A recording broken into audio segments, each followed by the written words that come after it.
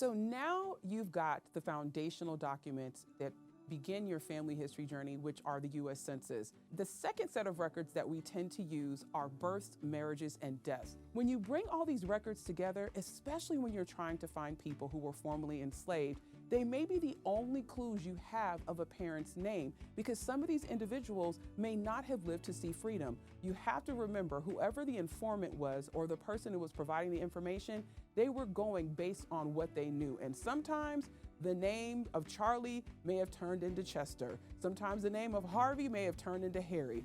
You want to bring all those records together and get the sum of all the parts to see what the best lead is for you to move forward. The other thing to consider is that birth years and birth dates were incredibly fluid.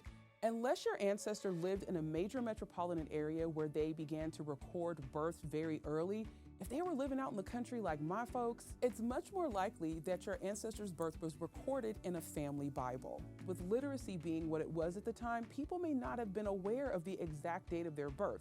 So you might find one record where the birth date says 1872 and another one where it says 1874. Like for instance, look at this death certificate for Uncle Charlie. He's about 63 years of age, and his father's name is listed on the death certificate, but he only has a birth year as opposed to a birth date.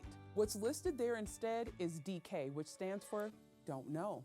Now, even though his mother's name is not listed on this death certificate, his father's name is. So you could potentially use the father's name as a search to find other siblings of Charlie, as well as looking maybe for marriage records or even delayed birth records, so that you might be able to find the name of Charlie's mother.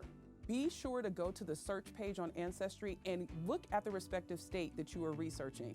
Look at the birth indexes, marriage indexes, death records, all of those things. Look at the dates that there is coverage. It may be that your ancestor may have been born or died before the coverage began, or maybe after the coverage ends. One of my favorite things about using Ancestry is what you search for today, the results you get may not be what you get tomorrow or even next week. We are constantly adding new records to the site, so be sure to keep track by looking at the card catalog, sorting on the most recent collections to see if we've added something that may relate to you.